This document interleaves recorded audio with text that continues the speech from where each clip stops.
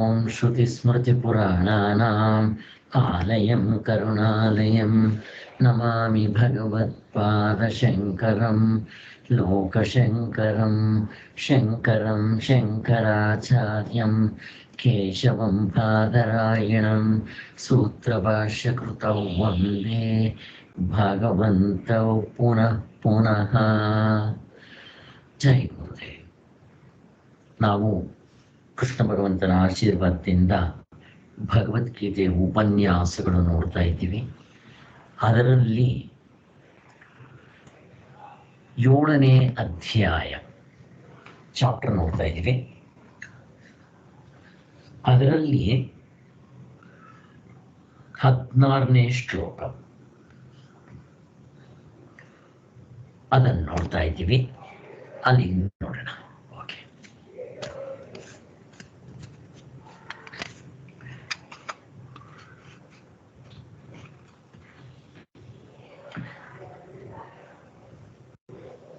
ಚತುರ್ವಿಧಾ ಭಜಂತೆ ಮಾಂ ಜನಾಃ ಸುಕೃತಿನೋರ್ಜುನ ಆರ್ತೋ ಜಿಜ್ಞಾಸುರರ್ಥಾರ್ಥಿ ಜ್ಞಾನಿ ಚ ಭರತವರ್ಷಭ.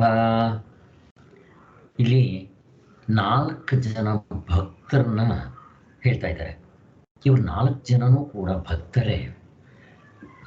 ಇವತ್ತು ನಾವು ಮಾಡಬೇಕಾಗಿರೋದು ಜಿಜ್ಞಾಸ ಭಕ್ತಿ. ಇದು ತುಂಬ ಮುಖ್ಯ. ಈ 4 ಜನ ಭಕ್ತರು ಯಾರ್ಯಾರು ಅಂತಂದ್ರೆ ಆರ್ತ, ಅರ್ಥಾರ್ಥಿ, ಜಿಜ್ಞಾಸು, ಜ್ಞಾನಿ ಭಕ್ತಿ. ಈ 4 ಜನನು ಭಕ್ತರೇ. ಆದರೆ ಇದರಲ್ಲಿ ಜ್ಞಾನಿ ಭಕ್ತಿ ಅಂತ ಏನು ಹೇಳಿದ್ರು 4ನೇವನು, ಅವನ ವಿಚಾರ ಇನ್ನೂ ನಾವು ಯೋಚನೆ ಮಾಡಿಲ್ಲ, ಮುಂದಕ್ಕೆ ಬರುತ್ತೆ. ಇವತ್ತು ನಾವು ಚಿಂತನೆ ಮಾಡ್ಬೇಕಾಗಿರೋದು ಜಿಜ್ಞಾಸಾ ಭಕ್ತಿ. ಜಿಜ್ಞಾಸಾ ಭಕ್ತಿನೂ ಆಯ್ತು ಸರ್, ಜ್ಞಾನಿದೆ ಹೇಳ್ಬೇಕಾಗಿದೆ ಸರ್. ಇಲ್ಲ ಇಲ್ಲ ಆಯ್ತು ಸರ್. ಇಲ್ಲ, ಜಿಜ್ಞಾಸಾ ಭಕ್ತಿ ಆಗಿಲ್ಲ. ಅಂದ್ರೆ ನಾನು ಎಕ್ಸಾಂಪಲ್ಸ್ ಕೊಟ್ಕೊಂಡು ಹೇಳಿಲ್ಲ, ಅದಕ್ಕೋಸ್ಕರ ಅದು ಒಂದೊಂದೇ ತಗೊಂಡು ಸ್ವಲ್ಪ ಎಕ್ಸ್ಪ್ಲೈನ್ ಮಾಡೋಣ ಅಂತ. ಆದ್ರಿಂದ ಇಲ್ಲಿ ಮುಕ್ತರು ಆಗ್ಬೇಕಾದ್ರೆ ಜಿಜ್ಞಾಸಾ ಭಕ್ತಿ ಇರಬೇಕು. ಇನ್ನ ಜ್ಞಾನಿ ಭಕ್ತಿ ಅಂತಂದ್ರೆ ಮುಕ್ತನ ಆಗ್ಬಿಟ್ಟಿದ್ದಾನೆ, ಮುಕ್ತನ ಆದವ್ರಿಗೆ ಹೇಳೋದು. ಈಗ ರಾಮಕೃಷ್ಣ ಪರಮಹಂಸರು, ರಮಣ ಮಹರ್ಷಿಗಳು, ಬುದ್ಧ, ಯೇಸು ಇಂಥವರೆಲ್ಲ ಅವ್ರು ಮುಕ್ತರ ಆಗ್ಬಿಟ್ಟಿರ್ತಾರೆ.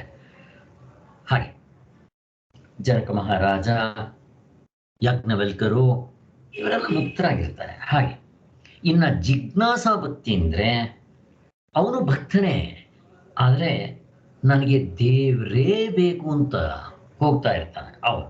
ಈಗ ಇವತ್ತು ಅದರದ್ದೇ ಸ್ವಲ್ಪ ಚಿಂತನೆ ಮಾಡಬೇಕಾಗಿದೆ. ಇನ್ನ ಅದಕ್ಕಿಂತ ಕೆಳಗಿನ ಮಟ್ಟದ್ದು ಅರ್ಥಾರ್ಥಿ. ಅರ್ಥಾರ್ಥಿ ಅಂತಂದ್ರೆ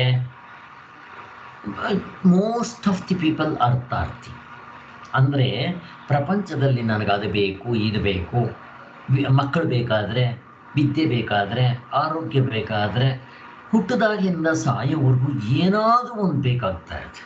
ಅದಕ್ಕೆ ನಾವು ದೇವ್ರ ಮೊರೆ ಹೋಗ್ತಾ ಇರ್ತೀವಿ. ಇವರು ಅರ್ಥಾರ್ಥಿ. ಇನ್ನು ಆರ್ತ ಭಕ್ತರು ಅಂತಂದ್ರೆ ಅವರು ಭಕ್ತರೇ, ಅವ್ರು ಯಾವಾಗಲೂ ದೇವ್ರನ್ನೇ ನೆನೆಯಲ್ಲ. ಏನು ಅರ್ಥಾರ್ಥಿ ಅವರು ದಿನ ದೇವ್ರನ್ನ ನೆನೀತಾರೆ ಅಂತಲ್ಲ, ಅವ್ರು ಏನು ಬೇಕಾದರೂ ದೇವ್ರನ್ನ ಪ್ರಾರ್ಥನೆ ಮಾಡ್ತಾ ಇರ್ತಾರೆ. ಆದರೆ ಜಿಜ್ಞಾಸು ಭಕ್ತಿ ಅವನಿಗೆ ಲೌಕಿಕದ್ದು, ಪ್ರಪಂಚದ್ದು, ಮುಂಡೇನ್ ಥಿಂಗ್ಸ್ ಏನು ಬೇಡ. ಮತ್ತೇನು ಬೇಕು ಅವನಿಗೆ? ಈ 3 ಜನನೂ ಕೂಡ ಪರಮಾತ್ಮನ ನೆನೆಸ್ಕೊಂತಾರೆ.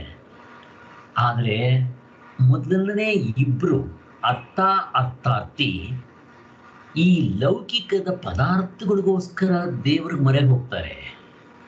ಅವ್ರ ದೇವರೇನು ಇಂಪಾರ್ಟೆಂಟ್ ಅಲ್ಲ. ಮತ್ತೇನು? ಹೆಂಡತಿ, ಮಕ್ಕಳು, ಆರೋಗ್ಯ, ವಿದ್ಯೆ, ಕಷ್ಟ ಬಂದಾಗ ಇವರು. ಇನ್ನು ಜಿಜ್ಞಾಸಾ ಭಕ್ತಿ ಅವನು 3 ದೇವರನ್ನ ಚಿಂತನೆ ಮಾಡ್ತಾ ಇರ್ತಾನೆ, ಜಿಜ್ಞಾಸಾ ಭಕ್ತಿ. ಬಟ್ ಅವನು ಯಾತಿಗೋಸ್ಕರ? ಇವು ಯಾವುದೂ ಅಲ್ಲ, ಅರ್ಥನೂ ಅಲ್ಲ, ಅರ್ಥಾರ್ಥಿನೂ ಅಲ್ಲ. ಮತ್ತೆ ಯಾತಿಗೋಸ್ಕರ ಅವನು ದೇವರನ್ನ ಚಿಂತನೆ ಮಾಡ್ತಾ ಇರ್ತಾನೆ? ನನಗೆ ದೇವರೇ ಬೇಕು ಅಂತ. ಇವು 4 ಜನದಲ್ಲಿ ನಾವು ಹಿಂದೆ ಮಾಡಿದ್ದನ್ನ ಸ್ವಲ್ಪ ಮೆಲ್ಕಾಕೊಂಡು ಹೋಗೋಣ.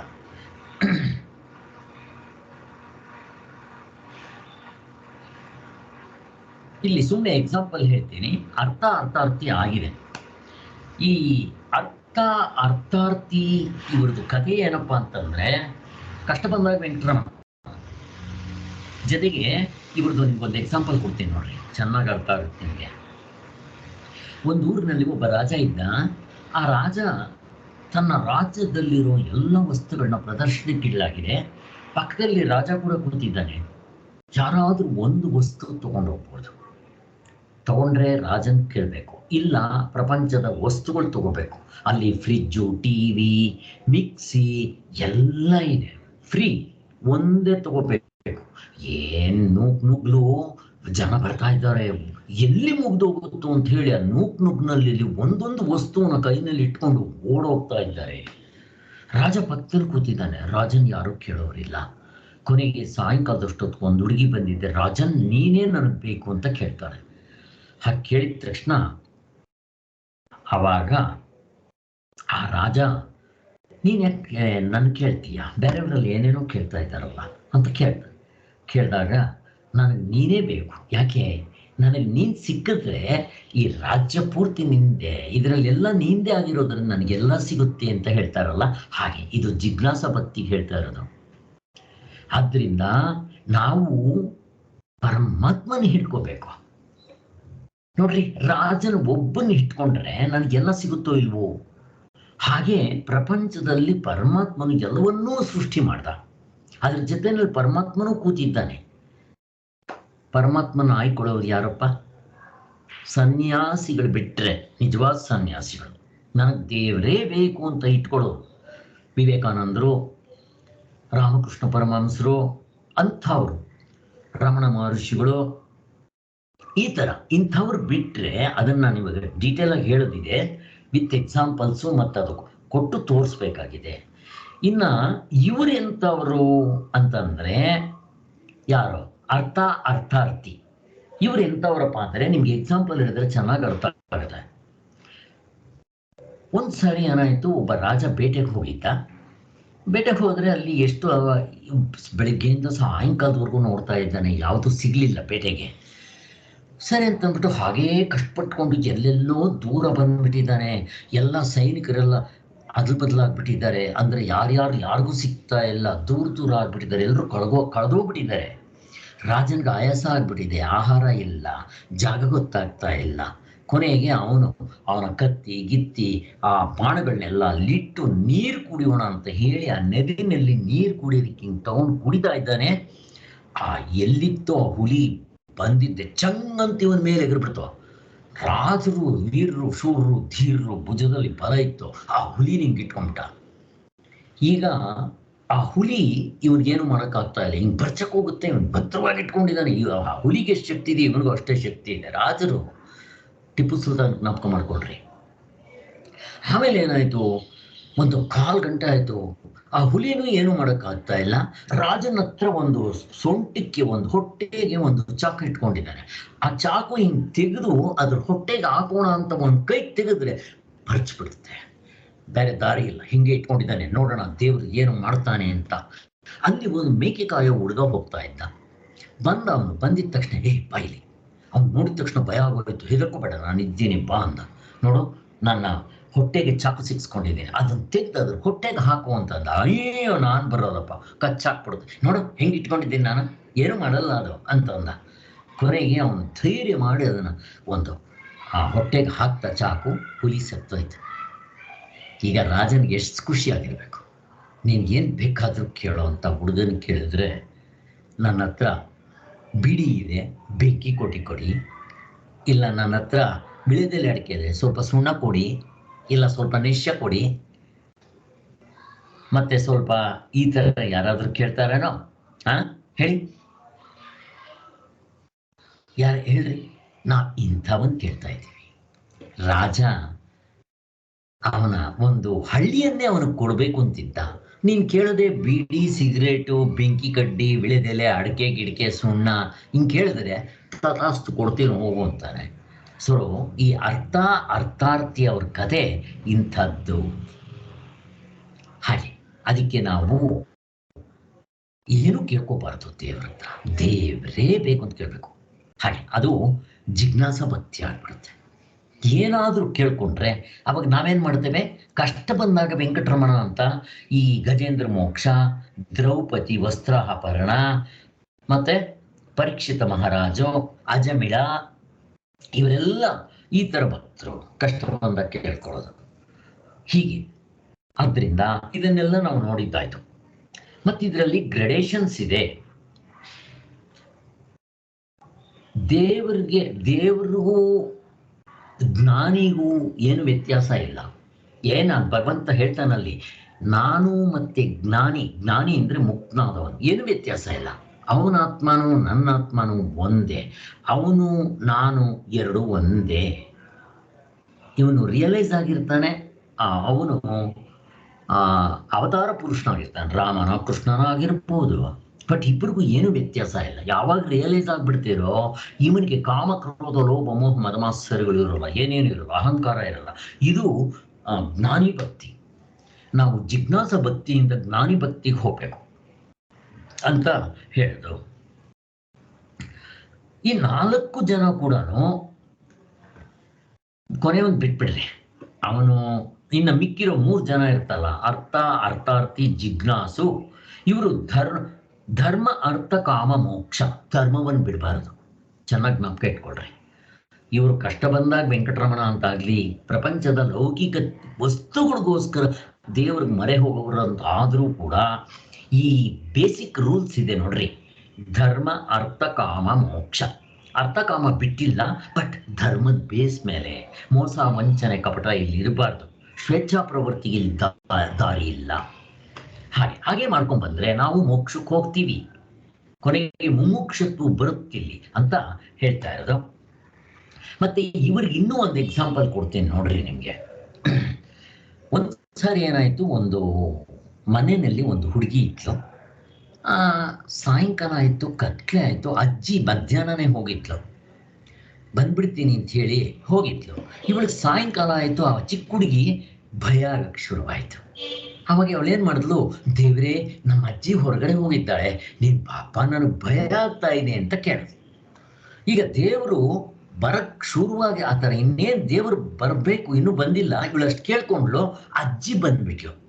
ಬಂದಿದ ತಕ್ಷಣ, ದೇವ್ರೇ ನೀನೇನು ಕಷ್ಟ ತಗೋಬೇಡ, ನಮ್ಮ ಅಜ್ಜಿ ಬಂದಿದ್ದಾಯ್ತು, ನೀನೇನು ಬರಬೇಡ. ಅಲ್ಲಿಗೆ ಏನಾಯ್ತು, ಅಜ್ಜಿ ಬಂದಿದ್ರಿಂದ ನೀನು ನನಗೇನು ಬೇಕಾಗಿಲ್ಲ. ಇವಾಗ ಇವೆಲ್ಲ ಕಷ್ಟ ಬಂದಾಗ ವೆಂಕಟರಮಣ, ಅಥವಾ ದುಃಖ ಇದ್ದಾಗ, ಅಥವಾ ನನಗೆ ಅದು ಬೇಕು ಇದು ಬೇಕು ಅಂತ ಅಂದಾಗ.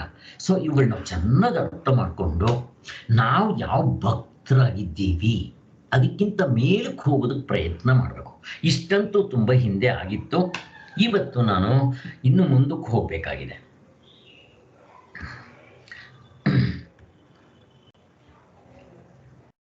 ಇಲ್ಲಿ ಗ್ರೇಡೇಷನ್ಸ್ನಲ್ಲಿ ನೋಡಿದ್ರೆ ನಾವು ಜ್ಞಾನಿ ಭಕ್ತಿ ಅವನಿಗೂ ಪರಮಾತ್ಮನಿಗೂ ವ್ಯತ್ಯಾಸ ಇಲ್ಲ. ಜಿಜ್ಞಾಸ ಭಕ್ತಿ ಅವನ್ನ ನಾವು ಒಂದನೆಯವನು ಅಂತ ಕರಿತೀವಿ.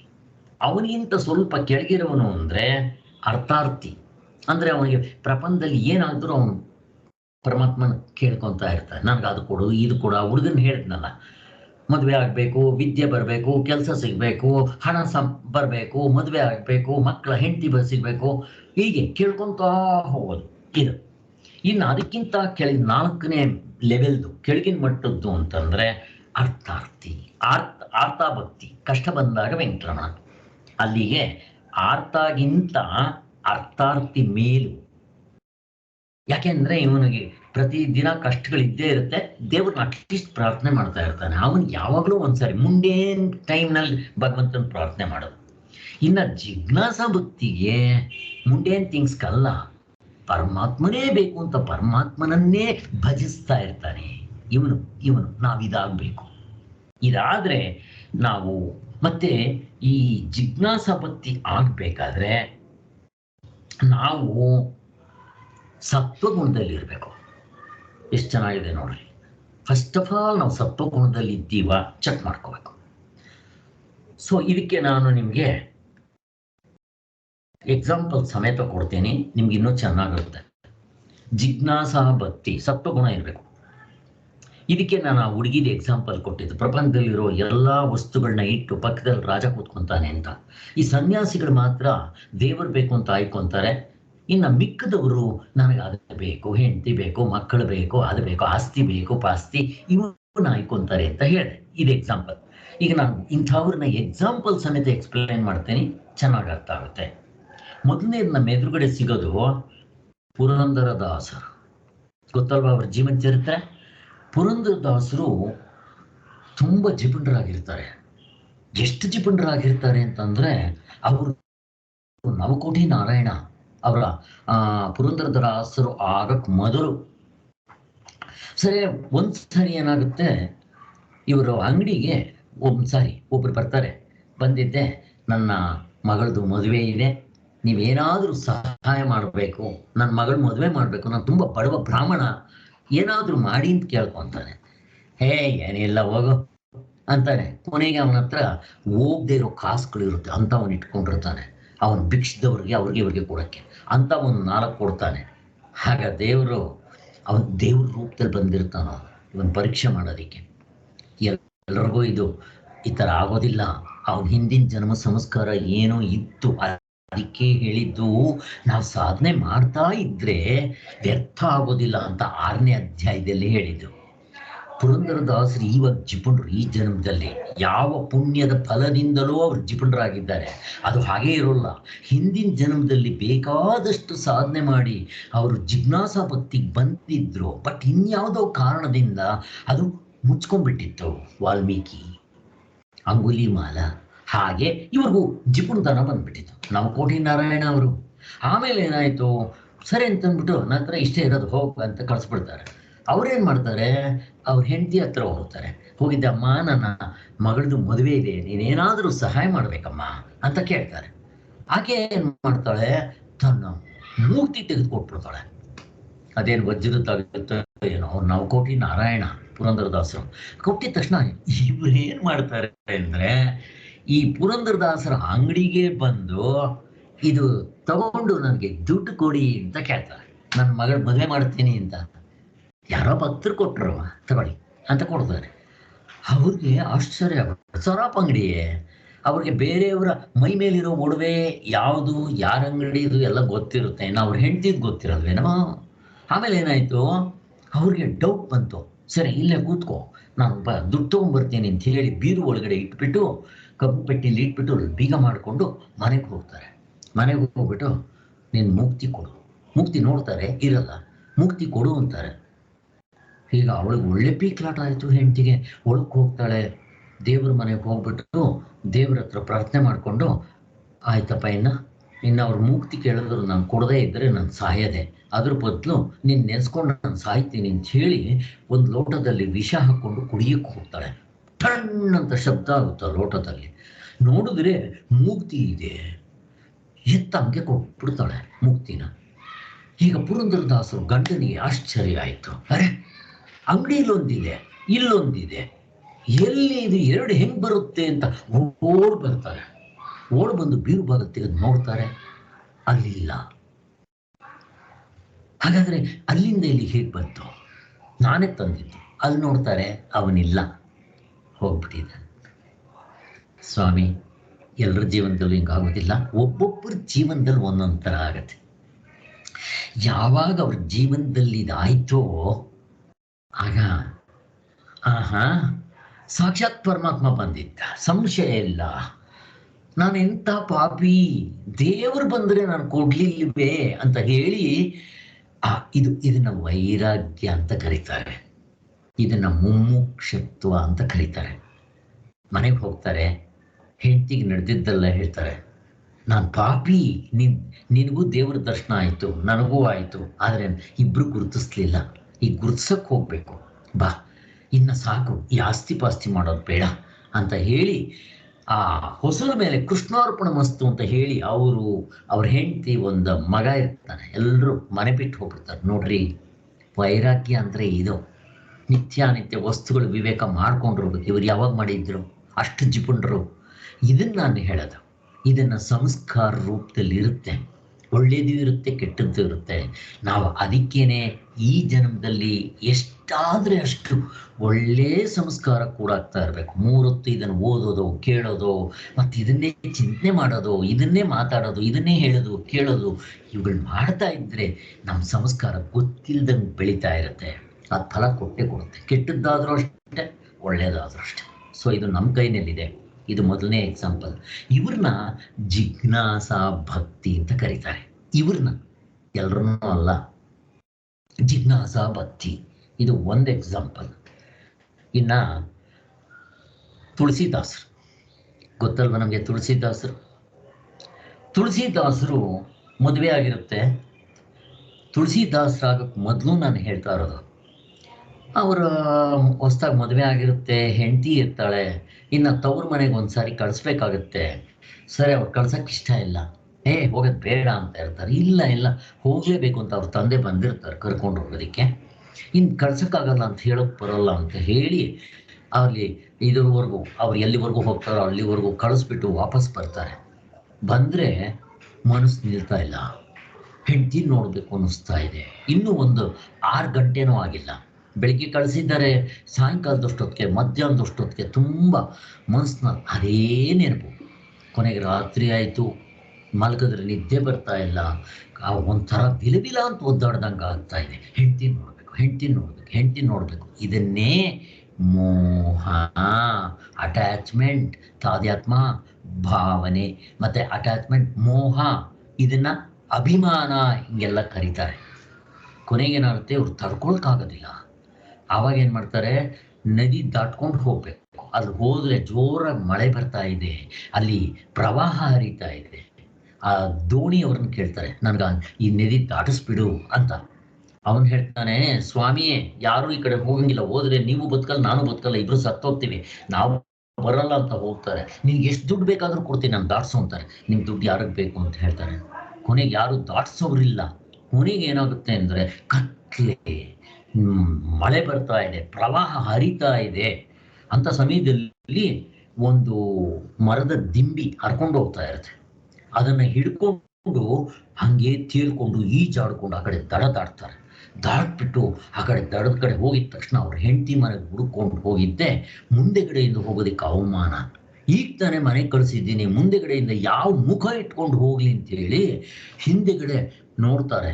ಅಲ್ಲಿ ಒಂದು ಹಗ್ಗ ಬಿಟ್ಟಿರ್ತಾರೆ. ಆ ಹಗ್ಗನ ಇಟ್ಕೊಂಡು ಬಡಬಡ ಮೇಲೆ ಕತ್ಬಿಟ್ಟು ಅವ್ರ ಹೆಂಡತಿ ಮೊದಲನೇ ಫ್ಲೋರ್ನಲ್ಲಿರ್ತಾರೆ. ಅಲ್ಲಿಗೆ ಹೋಗ್ಬಿಟ್ಟು ಬಾಗಿಲು ತಡ್ತಾರೆ. ಯಾರಪ್ಪ ಇಷ್ಟೊತ್ತಿನಲ್ಲಿ ತೆಗೆದ್ರೆ ಗಂಡ, ಏನ್ರಿ ಇಷ್ಟೊತ್ತಿನಲ್ಲಿ ಬಂದಿದ್ದೀರಾ, ಹೆಂಗೆ ಬಂದ್ರಿ ಅಂತಂದ್ರೆ, ನನಗೆಲ್ಲ ಗೊತ್ತು, ನೀನೇ ಹಗ್ಗ ಬಿಟ್ಟಿದ್ದೆ ಅಲ್ಲಿ ಅಂತಾರೆ. ನಾನು ಯಾವ ಹಗ್ಗನೂ ಬಿಟ್ಟಿಲ್ಲ, ಎಲ್ರಿ ನೋಡೋಣ ಅಂತ ಹೋಗಿ ನೋಡಿದ್ರೆ ಹಗ್ಗ ಅಲ್ಲ, ಅದು ಹಾವಾಗಿತ್ತು. ಮತ್ತೆ ನೀವು ಈ ನದಿನ ಹೇಗೆ ದಾಟ್ ಮಾಡ್ಕೊಂಬಂದ್ರಿ? ಮಳೆ ಬರ್ತಾ ಇದೆ, ಪ್ರವಾಹ ಹರಿತಾ ಇದೆ ಅಂದರೆ ಅಲ್ಲಿ ಒಂದು ಮರದ ದಿಂಬಿ ಬಿದ್ದಿತ್ತು, ಅದನ್ನೇ ಇಟ್ಕೊಂಡು ಬಂದೆ ಅಂತಾರೆ. ಹೋಗಿ ನೋಡಿದ್ರೆ ಅದು ಮರದ ದಿಂಬಿ ಅಲ್ಲ, ಶವ. ಇಷ್ಟೆಲ್ಲ ಆಗಿದೆ ನೋಡ್ರಿ. ಈಗ ಹೆಂಡತಿ ಒಂದೇ ಒಂದು ಮಾತು ಹೇಳ್ತಾಳೆ, ಅಲ್ರಿ, ನನ್ನ ಮೇಲಿಟ್ಟಿದ್ದ ಪ್ರೀತಿನ ಆ ರಾಮನ ಮೇಲಿಟ್ಟಿದ್ದಿದ್ರೆ, ಇಷ್ಟೇ ಹೇಳೋದು. ಸ್ವಾಮಿ ಇದನ್ನೇ ಹೇಳೋದು, ಹಿಂದಿನ ಜನ್ಮದಲ್ಲಿ ಸಂಸ್ಕಾರ ಮಾಡಿದ್ರೆ ಅವರ ಮನಸ್ಸು ಪರಿವರ್ತನೆ ಆಗೋಯ್ತು, ಇಷ್ಟೇ ಹೇಳಿದ್ದು. ನಮಗೂ ನಮ್ಮ ಹೆಂಡತಿದ್ದೀರಿ ಎಷ್ಟು ಸರಿ ಹೇಳ್ತಾರೆ, ನಮ್ಗೆ ಯಾಕೆ ವೈರಕ್ಕೆ ಬರೋಲ್ಲ? ಹಿಂದಿನ ಜನ್ಮದಲ್ಲಿ ಸಾಧನೆ ಮಾಡಿಲ್ಲ, ಈ ಜನ್ಮದಲ್ಲೂ ಮಾಡಿಲ್ಲ, ಅಷ್ಟೇ. ಆದ್ದರಿಂದ ಇದು ಜಿಜ್ಞಾಸ ಭಕ್ತಿ. ಬಿಟ್ಟು ಹೋಗ್ಬಿಡ್ತಾರೆ, ಹೆಂಡತಿ ಎಲ್ಲನೂ ಬಿಟ್ಟು ಹೋಗ್ಬಿಟ್ಟಿದೆ. 3 ಹೊತ್ತು ದೇವ್ರ ಚಿಂತನೆ, ರಾಮನಾಮ ಮಾಡಿಕೊಂಡು ತುಳಸಿದಾಸರಾಗ್ಬಿಡ್ತಾರೆ. ಇದು ಹೇಗಿದೆ ನೋಡಿ. ಆದ್ದರಿಂದ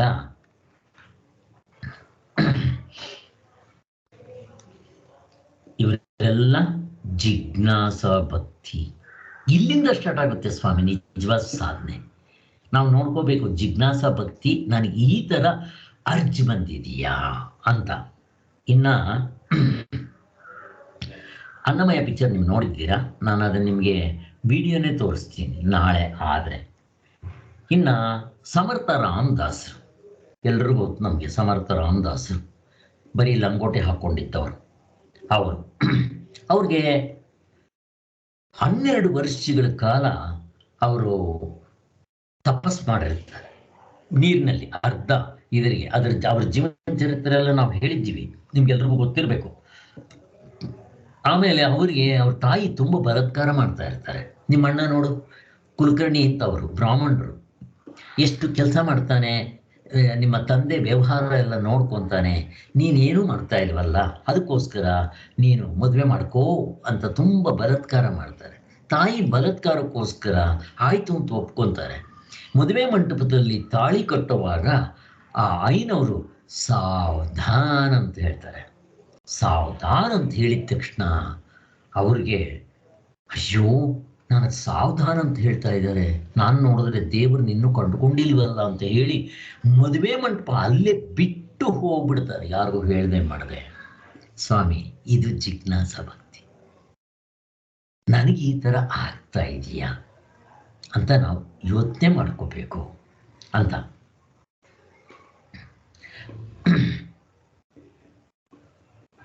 ಇನ್ನು ಬುದ್ಧಂದು ನಾವು ನೆನ್ನೆಲ್ಲ ನೋಡಿದ್ವಿ. ಅವನು ಹುಟ್ಟಿದಾಗಲೇ ಹೇಳ್ಬಿಡ್ತಾರೆ ಇವನು ದೊಡ್ಡ ಸನ್ಯಾಸಿ ಆಗ್ತಾನೆ ಇಲ್ಲ ರಾಜನ ಆಗ್ತಾನೆ ಅಂತ. ಅವ್ರ ತಂದೆ ಇವನು ಸನ್ಯಾಸಿ ಆಗಕ್ ಬಿಡಬಾರ್ದು ಅಂತ ಹೇಳಿದ್ದೆ. ಅವನಿಗೆ ತೊಂದರೆನೇ ಆಗ್ಬಾರ್ದು, ಅವನ ಕಣ್ಣಿಗೆ ರೋಗದ ರೋಗಿಷ್ಠರು ಕಾಣಿಸ್ಬಾರ್ದು, ವಯಸ್ಸಾದವ್ರು ಕಾಣಬಾರ್ದು, ಸತ್ತವ್ರು ಕಾಣಬಾರ್ದು, ದುಃಖಿಗಳು ಕಾಣಬಾರ್ದು, ಹಿಂಗೆಲ್ಲ ಅವಾಯ್ಡ್ ಮಾಡ್ತಾನೆ. ಗೊತ್ತಲ್ವಾ, ಒಂದು ನಗರಿನೇ ಕ್ರಿಯೇಟ್ ಮಾಡಿಬಿಟ್ಟಿರ್ತಾನೆ, ಈ ಓಲ್ಡ್ ಏಜ್ ನಗರಿ ಅಂತ. ವಯಸ್ಸಾದವರು, ಮಾಡಿದವರು, ಕಾಯಿಲೆ ಕಸಾಲೆ ಇರೋರು ಅಲ್ಲಿರಬೇಕು, ಅದಕ್ಕೆಲ್ರಿಗೂ ಅವರು ಟ್ರೀಟ್ಮೆಂಟ್ ಕೊಡ್ತಾರೆ ಅಂತಂದ್ಬಿಟ್ಟು ಹೀಗೆ ಮಾಡಿಬಿಟ್ಟು ಕೊನೆಗೆ ಇವನು ಬುದ್ಧನ ಕಣ್ಣಿಗೆ ಯಾರು ಕಾಣಬಾರ್ದು ಇಂಥವ್ರು ಇಷ್ಟು ಜನ. ಅದಕ್ಕೆ ಅವರು ತಾಯಿ ಸತ್ತಿದ್ರು ಕೂಡ ಸತ್ತಿರೋ ವಿಚಾರ ಅವನಿಗೆ ಮದುವೆ ಆಗಿ ಮಗು ಆಗೋವರೆಗೂ ಮಗು ಆಗಿರಲ್ಲ, ಇನ್ನೇನು ಆಗಬೇಕು ಅಂಥ ಸಂದರ್ಭದಲ್ಲೂ ಕೂಡ ಅವನು ತಿಳಿಸೇ ಇಲ್ಲ. ಹೇಗಿದೆ ನೋಡ್ರಿ. ಈಗ ಅವನಿಗೆ ವಿಚಾರಗಳೆಲ್ಲ ಒಂದ್ಸಾರಿ ಗೊತ್ತಾಯ್ತು ದೊಡ್ಡವನಾದ್ಮೇಲೆ. ಅವನು ಹೇಳಿದ್ನಲ್ಲ, ಅವನ ಸಾರಥಿ ಅವನು ಕರ್ಕೊಂಡು ಹೋಗ್ತಾನೆ, ಈ ಥರ ಒಂದು ಹೆಣವನ್ನು ನೋಡ್ತಾನೆ, ಕಾಯಿಲೆಯನ್ನು ನೋಡ್ತಾನೆ, ಮತ್ತೊಬ್ಬ ಮುತ್ಕೊಂಡು ನೋಡ್ತಾನೆ, ಮೈಯೆಲ್ಲ ಇದು ಬೆನ್ನೆಲ್ಲ ಬಗ್ಗೋಗ್ಬಿಟ್ಟಿದೆ. ಇದೆಲ್ಲ ತಿಳ್ಕೊಂಡಿದ್ದ ತಕ್ಷಣ ನನಗೂ ಆಗುತ್ತೆ, ನಿನಗೂ ಆಗುತ್ತೆ, ನಮ್ಮ ಅಪ್ಪನಿಗೂ ಆಗುತ್ತೆ, ನಮ್ಮ ಅಮ್ಮನಿಗೂ ಆಗುತ್ತೆ ಅಂತ ಅದೇ ಕಾಲಿಟ್ಕೊಂಡು ಹೇಳಿದವನು.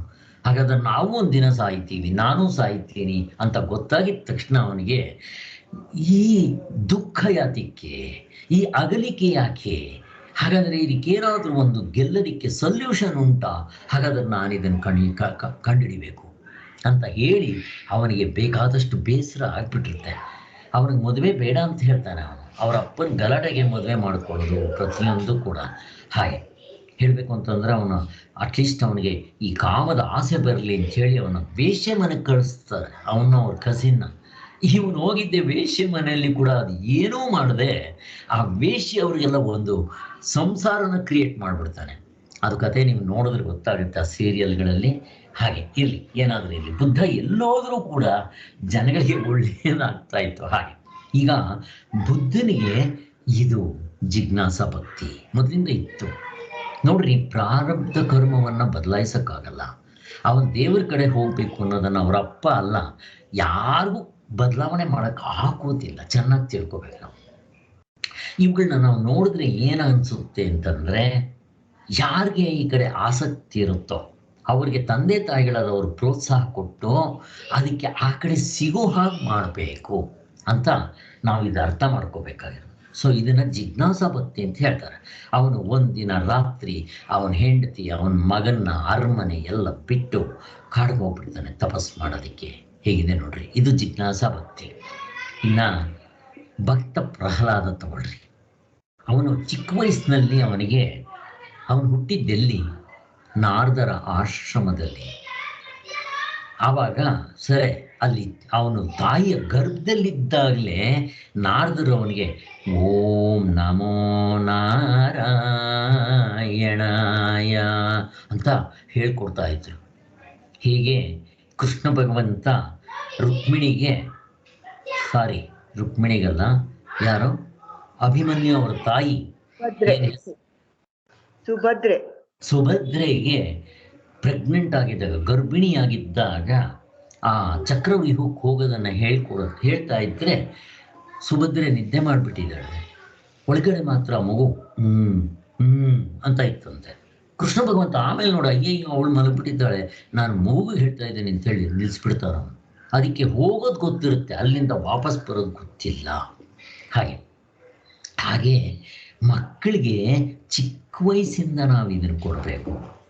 ಆದ್ದರಿಂದ ಅದಕ್ಕೆ ಭಕ್ತ ಪ್ರಹ್ಲಾದನಿಗೆ ಹುಟ್ಟಿದ್ದು ಆ ವಾತಾವರಣ, ಅವ್ರ ತಂದೆ ತಾಯಿ ಅಂದ್ರೆ ರಾಕ್ಷಸರೇ ಆಗಿರಲಿ, ಅವ್ರು ರಾಕ್ಷಸ ಕುಲದಲ್ಲಿ ಹುಟ್ಟವರು.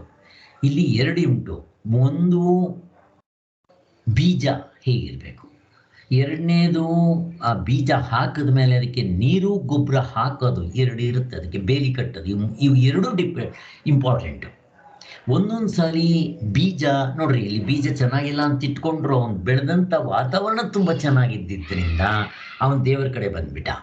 ಅಥವಾ ಬೀಜ ಚೆನ್ನಾಗಿದ್ದು ನೀವು ಏನೇ ವಾತಾವರಣ ಕ್ರಿಯೇಟ್ ಮಾಡ್ರಿ, ಇವಾಗ ಬುದ್ಧಂದು ಬೀಜ ಚೆನ್ನಾಗಿತ್ತು, ಆದರೆ ಅವರ ಅಪ್ಪ ಆ ವಾತಾವರಣ ಎಷ್ಟು ಕ್ರಿಯೇಟ್ ಮಾಡಿದ್ರು ಅವನು ತಡೆಯೋಕ್ಕಾಗಲಿಲ್ಲ.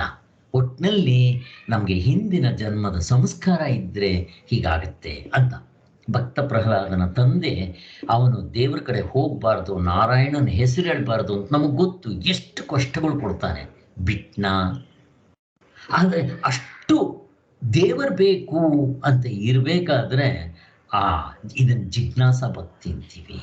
ಹೀಗೆ ಮತ್ತೆ ದೇವರು ಕೈ ಬಿಡೋದಿಲ್ಲ, ಯಾರನ್ನು ಬಿಡೋದಿಲ್ಲ, ವೀರಪ್ಪನ್ನೂ ಬಿಡೋದಿಲ್ಲ ದೇವರು. ಅಂಥದ್ದನ್ನು ದೇವರೇ ಬೇಕು ಅಂತ ಹೇಳುವ ಜಿಜ್ಞಾಸ ಭಕ್ತಿನ ಪರಮಾತ್ಮ ಬಿಡ್ತಾನ? ಎಲ್ಲಾದರೂ ಬಿಟ್ಟಿದ್ದಾನ? ನೋಡ್ರಿ ಬೇಕಾದ್ರೆ ನೀವು ಅರ್ಥಾರ್ಥಿ ಜಿಜ್ಞಾಸು ಬಿಡೋದಿಲ್ಲ ಭಗವಂತ, ಯಾರನ್ನೂ ಬಿಡೋದಿಲ್ಲ. ಅದಕ್ಕೆ ಹೇಳ್ತಾರೆ ಗಾದೆ, ಬೆಟ್ಟದ ಮೇಲೆ ಬೆಳೆದಂಥ ಗಿಡಗಳಿಗೆ ನಾವು ನೀವು ಹೋಗಿದ್ದೆ ನೀರು ಹಾಕ್ತೀವಿ ಅನ್ನಪ್ಪ. ಯಾರು ಹುಟ್ಟಿಸ್ತಾನೋ ಅವನು ನೀರು ಹಾಕ್ತಾನೆ, ಅದನ್ನು ಬೆಳೆಸ್ತಾನೆ. ಕಾಗೆಗಳಿಗೆ ಪಕ್ಷಿಗಳಿಗೆ ನಾವು ಆಹಾರ ಹಾಕ್ತೀವೇನೋ? ಹಾಕೋದಿಲ್ಲ. ಆದ್ದರಿಂದ ಇದು ಭಕ್ತ ಪ್ರಹ್ಲಾದ ಅಂತ ತಿಳ್ಕೊಬೇಕಿಲ್ಲಿ. ಮತ್ತೆ ರಾಮಕೃಷ್ಣ ಪರಮಹಂಸರು ಹೇಗಿದ್ದರು ನೋಡ್ರಿ, ಅವರು ರಾಮಕೃಷ್ಣ ಪರಮಹಂಸರು. ಇದು ಜಿಜ್ಞಾಸ ಭಕ್ತಿ. 6 ವರ್ಷಗಳ ಕಾಲ ಸರಿಯಾಗಿ ನಿದ್ದೆ ಮಾಡ್ತಾ ಇರಲಿಲ್ವಂಥವ್ರು. ಅವರು 3 ಹೊತ್ತು ದೇವ್ರ ಚಿಂತನೆ ಮಾಡ್ತಾ ಇದ್ದಿದ್ದು, ದೇವ್ರನ್ನ ಜಪ ಮಾಡ್ತಾ ಇದ್ದಿದ್ದು, ಕೂತ್ರೆ ನಿಂತ್ರೆ ಎದ್ರೆ ಕಾಳಿ ಕಾಳಿ ಕಾಳಿ ಅಂತ ಅನ್ಕೊಂಡು ಇರ್ತಾ ಇದ್ರು. ಹೀಗೆ ಅವರಿಗೆ ಅವರು ಕೊನೆಗೆ ಅಲ್ಲಿ ಇದ್ದಾಗ ಏನಾಗ್ತಾ ಇತ್ತು ಅಂತಂದ್ರೆ, ಸಾಯಂಕಾಲ ಆಗ್ಬಿಟ್ರೆ ಸಾಕಂತೆ ಆ ಕಲ್ಕತ್ತಾ ದೊಡ್ಡ ಪಟ್ಟಣ ಅದು, ಎಲ್ಲ ನೋಡೋದಕ್ಕೆ ಬರ್ತಾ ಇದ್ರು ದೇವಿರನ್ನ. ಇವರು ಆ ಕಲ್ಕತ್ತಾ ದೇವಸ್ಥಾನದ ಮುಂಭಾಗದಲ್ಲಿ ಮರಳಿರ್ತಾ ಇತ್ತು. ಅಲ್ಲಿ ದೇವಸ್ಥಾನ ಸುತ್ತಲೂ ಬೇಕಾದಷ್ಟು ಮರಳು ಎಲ್ಲ ಇರ್ತಾ ಇತ್ತು. ಆ ಮರಳಿನಲ್ಲಿ ಒಡ್ತಾಡೋದಂತೆ, ಅಮ್ಮ ಅಮ್ಮ ಅಂತ. ನೋಡೋರು ಪಾಪ ಅವ್ರ ತಾಯಿ ಕಳ್ಕೊಂಡಿರ್ಬೇಕು ಅಂತ ಅವ್ರು ಅನ್ಕೊಳ್ಳೋದು. ಇಲ್ಲಿ ನೋಡಿದ್ರೆ ಇವರು ಅಮ್ಮ ಅಮ್ಮ, ನನ್ನ ಜೀವನದಲ್ಲಿ ಒಂದು ದಿನ ಒಟ್ಟೋಯ್ತಲ್ಲ, ಇವಾಗ ಸಾಯಂಕಾಲ ಆಗೋಯ್ತು, ರಾತ್ರಿ ಆಗೋಗ್ತಾ ಇದೆ, ಮತ್ತೆ ನೀನು ನನಗೆ ಸಿಕ್ಕಿಲ್ವಲ್ಲ, ಒಂದು ದಿನ ವ್ಯರ್ಥ ಆಗೋಯ್ತಲ್ಲ ಅಂತ ಆಡ್ತಾ ಇದ್ರಂತೆ. ಸ್ವಾಮಿ, ನಮ್ಗೆ ಯಾವತ್ತಾದ್ರೂ ಹೀಗೆ ಆಗುತ್ತಾ ಸ್ವಾಮಿ? ದೇವರು ಬೇಕು ಅಂತ. ಮತ್ತು ದೇವ್ರು ಹೇಗೆ ಸಿಗ್ತಾ ನಮಗೆ ಹೇಳಿ? ಇದು ಜಿಜ್ಞಾಸ ಭಕ್ತಿ ಅಂತ ಹೇಳ್ತಾರೆ. ಮತ್ತೆ ವಿವೇಕಾನಂದರು, ನರೇಂದ್ರ, ಯಾರೇ ಪ್ರವಚನ ಹೇಳ್ತಾ ಇರಲಿ, ಹೋಗಿದ್ದೆ ನೀವು ದೇವರನ್ನ ಕಂಡಿದ್ದೀರಾ ಅಂತ ಕೇಳ್ಬಿಟ್ಟು ಡೈರೆಕ್ಟ್. ಎಷ್ಟೋ ಜನ ಇವನು ಬಂದಿದ್ದ ತಕ್ಷಣ ಇವನು ಬಂದರೆ ಅವ್ರನ್ನ ಪ್ರವಚನ ಮಾಡೋರಿಗೆಲ್ಲ ಅವಮಾನ ಆಗುತ್ತೆ ಅಂತ ಹೇಳಿ ಅಲ್ಲೇ ತಡೆದಿಟ್ಕೊಂಡ್ಬಿಟ್ಟು ನೀವು ಒಳಕ್ಕೆ ಬಿಡ್ತಾ ಇರಲಿಲ್ಲ ಅಂತ. ಸರಿ, ಹಾಗೂ ತಪ್ಪಿಸ್ಕೊಂಡು ಒಂದು ಸಾರಿ ಇವರು ರಾಮಕೃಷ್ಣ ಪರಮಹಂಸರು ಪ್ರವಚನ ಮಾಡ್ತಾ ಇದ್ದಾರೆ, ನೀವು ದೇವ್ರನ್ನ ಕಂಡಿದ್ದೀರಾ ಅಂದ್ರಂತೆ. ಯಾರೂ ಈ ಥರ ಉತ್ತರ ಕೊಟ್ಟಿರಲಿಲ್ಲ. ರಾಮಕೃಷ್ಣ ಪರಮಹಂಸರು ಹೇಳಿದ್ರು, ಕಂಡಿದ್ದೀನಿ. ನನಗೆ ತೋರಿಸ್ತೀರಾ? ಧಾರಾಳವಾಗಿ ತೋರಿಸ್ತೀನಿ. ನಾನು ನಿನ್ನ ಹೇಗೆ ನೋಡ್ತಾ ಇದ್ದೀನೋ ಅದಕ್ಕಿಂತ ಚೆನ್ನಾಗಿ ತೋರಿಸ್ತೀನಿ ನಿನಗೆ. ಅವನ್ನೆಲ್ಲ ನಾವು ಡಿಸ್ಕಷನ್ಸ್ ಮಾಡಿದ್ದೀವಿ. ಆದ್ದರಿಂದ ಇದು ವಿವೇಕಾನಂದರಿಗೆ ಈ ಜಿಜ್ಞಾಸ ಭಕ್ತಿ ಅಂತಾರೆ. ಹೀಗೆ ಬೇಕಾದಷ್ಟು ಜನ ಇರ್ತಾರೆ. ಸೊ ನಾವು ಇವುಗಳನ್ನ ನಾವು ಸರಿಯಾಗಿ ತಿಳ್ಕೋಬೇಕು. ನಾವು ಇದರಲ್ಲಿ ಬರೋದಕ್ಕೆ ಪ್ರಯತ್ನ ಮಾಡಬೇಕು. ಮತ್ತಿದು ಸಾಮಾನ್ಯ ಅಲ್ಲ ಜಿಜ್ಞಾಸ ಭಕ್ತಿ ಬರೋದು. ಎಷ್ಟೋ ಜನ್ಮಗಳ ಸಂಸ್ಕಾರದಿಂದ ಈ ಜಿಜ್ಞಾಸ ಭಕ್ತಿ ಬರುತ್ತೆ. ಇಲ್ಲದಿದ್ರೆ ನಮ್ಗೆ ಏನಾಗುತ್ತೆ ಅಂದರೆ ಕ್ಯಾಶುವಲ್ ಆಗಿ ಕೇಳ್ತಾ ಇರ್ತೀವಿ, ದೇವರ ವಿಚಾರ ಪ್ರವಚನ ಮಾಡ್ತೀವಿ, ಪುಸ್ತಕಗಳು ಬರೀತೀವಿ, ಏನೋ ಕ್ಯಾಶುವಲ್ ಆಗಿ ಜಸ್ಟ್ ಲೈಕ್ ಬೇರೆ ಇನ್ನೇನೋ ಕೆಲಸ ಮಾಡ್ದಂಗೆ ಇದನ್ನು ಮಾಡ್ಕೊಂಡಿರ್ತೀವಿ. ನೋ, ಜಿಜ್ಞಾಸ ಭಕ್ತಿ ಅಂತಂದರೆ ಪಾರ್ಟ್ ಟೈಮ್ ಜಾಬ್ ಅಲ್ಲ, ಫುಲ್ ಟೈಮ್ ಜಾಬ್. 24 ಗಂಟೆ ಆ ದೇವರು ಮೋಕ್ಷ ಆಗಬೇಕು, ನಾನು ಎಂದು ದೇವರು ನೋಡ್ದೇನೋ ಅಂತ ಹೀಗೆ ನಾವು ವಿಲವಿಲ ಅಂತ ಒದ್ದಾಡುವಾಗ ಆಗಬೇಕು. ಹಂಗಾಗ್ತಾ ಇದೆಯಾ ನೋಡ್ಕೊಳ್ರಿ ಅಂತ ಹೇಳ್ತಾರೆ.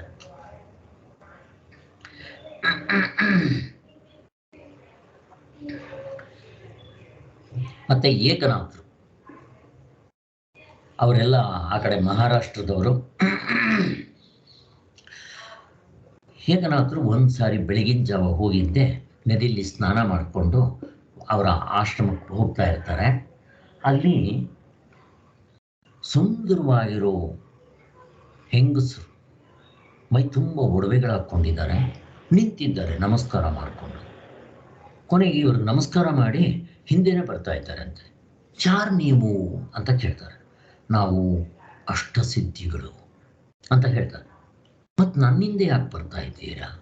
ಲಕ್ಷ್ಮಿ ನಮ್ಗೆ ಹೇಳಿ ಕಳಿಸಿದ್ದಾರೆ, ಅದರಿಂದ ನೀವು ಮಾಡಿರೋ ಈ ಸಾಧನೆಗೆ ಅಷ್ಟಸಿದ್ಧಿಗಳು ನಿಮಗೆ ನಿಮ್ಮ ಸೇವೆ ಮಾಡೋದಕ್ಕೋಸ್ಕರ ನಮ್ಮನ್ನು ಕಳಿಸಿದ್ದಾರೆ, ನಾವು ಬಂದಿದ್ದೀವಿ, ನೀವು ನಮ್ಮ ಸೇವೆಯನ್ನು ಸ್ವೀಕಾರ ಮಾಡಬೇಕು ಅಂತ ಕೇಳ್ಕೊತಾ ಇದ್ದಾರೆ. ಅಷ್ಟಸಿದ್ಧಿಗಳು 6 ಜನ ಅವರು. ಅಣಿಮ ದಣಿಮ ಇವೆಲ್ಲ ಬರುತ್ತೆ ಅಲ್ಲಿ, ಲಘುಮ ಗರಿಮ ಇವೆಲ್ಲ ಬರುತ್ತೆ. ಇವು ಆಂಜನೇಯನಿಗಿತ್ತಲ್ಲ ಆ ಥರ. ಹಾಗಾದರೆ ನಿಮ್ಗೆ ಏನು ಹೇಳಿದ್ರು ಲಕ್ಷ್ಮಿ ತಾಯಿ ಅವ್ರು ಏನು ಹೇಳ್ತಾರೋ ಕೇಳಿ ಅಂತ ಅಲ್ವಾ? ಸರಿ, ನೀವಿವಾಗ ಹೇಗೆ ಬಂದ್ರೋ ಹಾಗೆ ವಾಪಸ್ ಹೋಗ್ಬಿಡಿ. ಹೇಗಿದೆ ನೋಡ್ರಿ. ಇವ್ರಿಗೇನಾದರೂ ಬೇಕಾ? ಮುಂಡೇನ್ ಥಿಂಗ್ಸ್, ಹಣ, ಹೆಸರು, ಬಿರುದು, ಆಳು ಕಾಳು, ಅಂತಸ್ತು, ಐಶ್ವರ್ಯ, ವಾಹನಗಳು ಏನಾದರೂ ಬೇಕಾ ಇವರಿಗೆ?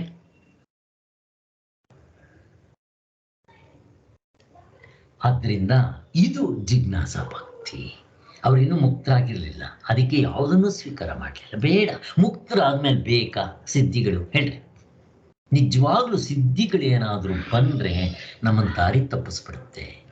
ನಾವು ಅಲ್ಲೇ ಉಳ್ಕೊಂಡ್ಬಿಡ್ತೀವಿ, ಮುಂದಕ್ಕೆ ಹೋಗೋಕ್ಕಾಗೋದಿಲ್ಲ. ಅದು ಅಡಚಣೆಗಳು. ನಾವು ದೇವ್ರನ್ನ ಪ್ರಾರ್ಥನೆ ಮಾಡಬೇಕು. ಅಪ್ಪ, ನನಗೆ ಯಾವ ಕಾರಣಕ್ಕೂ ಯಾವ ಸಿದ್ಧಿಗಳೂ ಬೇಡ, ನನಗೆ ಹೆಸರು ಬೇಡ, ಏನೂ ಬೇಡ ಅಂತ ದೇವರಲ್ಲಿ ಪ್ರಾರ್ಥನೆ ಮಾಡ್ತಾ ಇರಬೇಕು.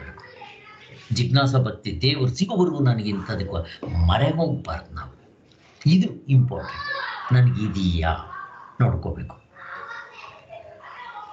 ಇದು ಪುರಂದರದಾಸರು, ಕನಕದಾಸರದು ಹೀಗೆ ಆಗುತ್ತೆ. ತುಳಸಿದಾಸರದು ಆಯಿತು. ಅನ್ನಮಯ್ಯದ ನಾಳೆ ನಾನೊಂದು ಇದೇ ತೋರಿಸ್ತೀನಿ ನಿಮಗೆ. ಸಮರ್ಥ ರಾಮದಾಸರದಾಯಿತು, ಏಕನಾಥರದಾಯಿತು, ಬುದ್ಧಂದಾಯಿತು, ರಾಮಕೃಷ್ಣ ಪರಮಹಂಸರದು, ಅಲ್ಲ ರಮಣ ಮಹರ್ಷಿಗಳದು. ನೋಡ್ರಿ, ರಮಣ ಮಹರ್ಷಿಗಳದು 12ನೇ ವರ್ಷದಲ್ಲಿ ಇದ್ದಾಗ ಅವರಿಗೆ ಯಾರೋ ಅರುಣಾಚಲ ಅಂತ ಹೇಳ್ತಾರೆ. ಯಾರೋ ಎಲ್ಲಿಂದ ಬಂದ್ರಿ ಅಂತ ಯಾರೋ ಕೇಳ್ತಾ ಇರ್ತಾರೆ. ಮಾತಾಡ್ತಾ ಇದ್ದಾಗ ಇವ್ರಿಗೆ ಇನ್ನೂ 12 ವರ್ಷ ಆಗಿಲ್ಲ. ಆವಾಗ ಅರುಣಾಚಲದಿಂದ ಬಂದೆ ಅಂತ ಹೇಳ್ತಾರೆ. ಅಷ್ಟೇ, ಅವ್ರ ಕಿವಿಗೆ ಅರುಣಾಚಲ ಬಿದ್ದಿದ್ದ ಆವಾಗಲೇ. ಅವ್ರಿಗೇನಾಯ್ತು ಏನೋ ಗೊತ್ತಿಲ್ಲ. ಅರುಣಾಚಲ ಯಾವುದು, ಏನದು ಅಂತ ಕೇಳ್ತಾರೆ ಅವ್ರನ್ನೇ. ಅದು ಶಿವ ಇರೋ ಅಂತ ಊರು ಅಂತ ಹೇಳ್ತಾರೆ. ಹೌದಾ ಅಂತ ಹೇಳ್ತಾರೆ. ಅವ್ರಿಗೆ ಅದು ಹೇಳಿದ ತಕ್ಷಣ ಅದು ಹಿಂದಿನ ಜನ್ಮದ್ದು ಏನು ಕನೆಕ್ಷನ್ನು, ಅರುಣಾಚಲ ಅರುಣಾಚಲ ಅರುಣಾಚಲ ಅಂತ. ಹಾಗೆ ಆ ಕಡೆ ಹೊರಟೋಯ್ತು ಮನಸ್ಸು ಅವರಿಗೆ. ಅರುಣಾಚಲ ಶಿವ ಅರುಣಾಚಲ ಶಿವ ಅರುಣಾಚಲ ಶಿವ ಅರುಣಾಚಲ ಅರುಣಾಚಲ ಶಿವ ಅರುಣಾಚಲ ಶಿವ ಅರುಣಾಚಲ ಶಿವ ಅರುಣಾಚಲ. ಹಾಗೆ ಅದು ಒಂದು. ಎರಡನೇದು, ಅವ್ರ ಮನೆಯಲ್ಲಿ ಹತ್ತಿರದವ್ರು ಯಾರೋ ಸತ್ತು ಹೋಗ್ತಾರೆ. ಅವ್ರು ನೋಡ್ತಾರೆ, ಮೋಸ್ಟ್ಲಿ ಅವ್ರ ತಂದೆನೇ ಇರಬೇಕು ಅನ್ಕೋತೀನಿ. ತಂದೆನೋ ಯಾರೋ ಒಬ್ರು ಸತ್ತು ಹೋಗ್ತಾರೆ, ಅದನ್ನು ನೋಡ್ತಾರೆ. ಸೊ ಅವರು ಸತ್ತೋದಾಗ ಅವರು ಏನೂ ಅಲ್ಲಾಡಿಸಲ್ಲ, ಕೈ ಕಾಲು ಅಲ್ಲಾಡಿಸಲ್ಲ, ಉಸಿರಾಡೋದಿಲ್ಲ ಎಲ್ಲ. ನೋಡ್ರಿ, 12 ವರ್ಷನೂ ಆಗಿಲ್ಲ. ಸರಿ, ಅದೆಲ್ಲ ಆಗೋಗ್ಬಿಡುತ್ತೆ ಕಾರ್ಯಗಳೆಲ್ಲ. ಇವರು ಮಾಡಿ ಮೇಲೆ ಹೋಗ್ತಾರೆ. ಹೋಗ್ಬಿಟ್ಟಿದ್ದೆ, ಸಾಯೋದು ಅಂದರೆ ಏನು? ಎಕ್ಸ್ಪೆರಿಮೆಂಟ್ ಮಾಡಬೇಕು. ಅವ್ರು ಮಲ್ಕೊಂಡ್ರು, ನಾವು ಶವಾಸನ ಮಲ್ಕೊಂತೀವಲ್ಲ ಹಾಗೆ ಮಲ್ಕೊಂಡಿದ್ದೆ, ಕೈಕಾಲುಗಳನ್ನ ಅಲ್ಲಾಡಿಸ್ದೆ ಹಾಗೆ ಇಟ್ಕೊಂಡ್ರು. ಇವಾಗ ನಾನು ಸತ್ತೋಗ್ಬಿಟ್ಟಿದ್ದೀನಲ್ವಾ, ಯಾಕೆ ಕೈಕಾಲು ಅಲ್ಲಾಡಿಸ್ತಾ ಇಲ್ಲ, ನಾನು ಕಣ್ಣು ಮುಚ್ಕೊಂಡ್ಬಿಟ್ಟಿದ್ದೀನಿ ಅಂತ. ಇಲ್ಲ, ಉಸಿರಾಡ್ತಾ ಇದ್ದೀನಿ ಅಂತ ಅನ್ನಿಸ್ತಂತೆ. ಇಲ್ಲಿ ಉಸಿರ್ದಿರ್ಲಿ. ಕೊನೆಗೇನಾಯ್ತು, ಕೈ ಕಾಲು ಏನೂ ಅಲ್ಲಾಡಿಸ್ತಾ ಇಲ್ಲ, ಶವ ಹಂಗೆ ತಾನೇ ಇರುತ್ತೆ. ಆಮೇಲೆ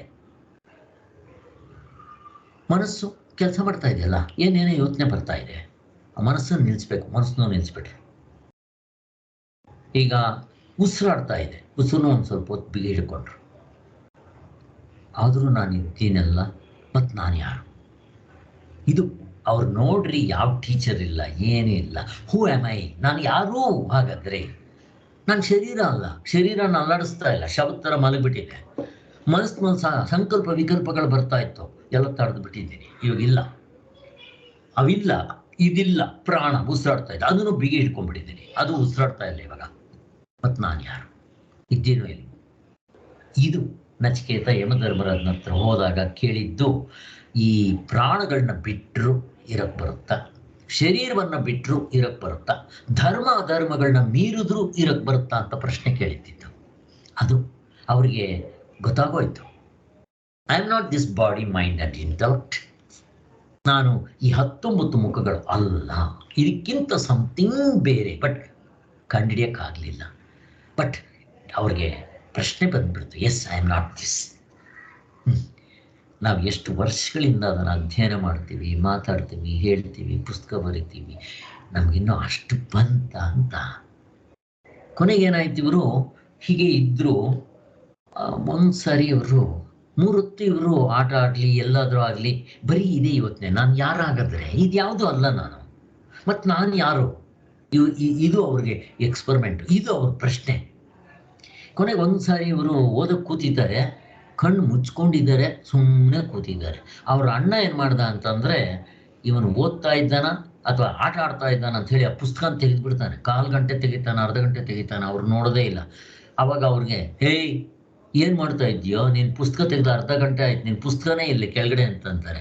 ನಿನಗೆ ಯಾಕೆ ಬೇಕು, ಓದು, ನೀನು ಈ ಥರ ಕಣ್ಣು ಮುಚ್ಕೊಂಡು ಕೂತ್ಕೊಳ್ಳೋಂಗಿದ್ರೆ ಹೋಗೋ ಅಲ್ಲೆಲ್ಲಾದರೂ ಅಂತ ಹೇಳ್ತಾರೆ ಅವ್ರ ಅಣ್ಣ. ನಾವಾಗಿದ್ರೆ ಏನು ಅನ್ಕೊತಾ ಇದ್ದು ಗೊತ್ತಾ? ಹೋಗಲ್ಲ, ನೀನು ಯಾಕೆ ಹೋಗೋ ಅಂತ ಇದ್ದೆ. ರಮಣ ಮಹರ್ಷಿಗಳು ಹಾಗೆ ಯೋಚನೆ ಮಾಡಲಿಲ್ಲ. ಆಧ್ಯಾತ್ಮದಲ್ಲಿರೋರು ಯೋಚನೆ ಮಾಡೋ ರೀತಿಯೇ ಬೇರೆ. ಅರೆ, ನಮ್ಮಣ್ಣ ಹೇಳೋದು ಸರಿಯಾಗಿದೆ. ನಿಜವಾಗ್ಲೂ ನನಗೆ ವಿದ್ಯೆ ಬೇಡ, ನನಗಿದು ಯಾವುದೋ ಆಸಕ್ತಿ ಇಲ್ಲ, ನನಗಿರೋ ಆಸಕ್ತಿನೇ ಬೇರೆ. ಅವನು ಹೇಳ್ತಾ ಇದ್ದಾನೆ, ನೀನು ಹೋಗಿದ್ದೆ ಕಣ್ಣು ಮುಚ್ಕೊಂಡು ಕೂತ್ಕೋ ಬೇರೆ ಕಡೆ ಅಂತ. ಆ 5 ರೂಪಾಯಿ ಅವನಿಗೆ ಫೀಸ್ ಕಟ್ಟಬೇಕು ಅಂತ ಕೊಟ್ಟರೆ 5 ರೂಪಾಯಿ ತೊಗೊಂಡು ಅರುಣಾಚಲಕ್ಕೆ ಹೋಗಿ ಕೂತ್ಕೊಂಡು ಮುಕ್ತನಾಗೋದು ಗೊತ್ತಿದೆ. ಇದು ಜಿಜ್ಞಾಸಾ ಭಕ್ತಿ. ನಾವು ಯಾಕೆ ಇದನ್ನೆಲ್ಲ ಇಷ್ಟೆಲ್ಲ ನಾನು ಹೇಳ್ತಾ ಇದ್ದೀನಿ ಅಂತಂದರೆ, ಇಲ್ಲಿ ನಮಗೆ ಅರ್ಥ ಆಗಬೇಕು.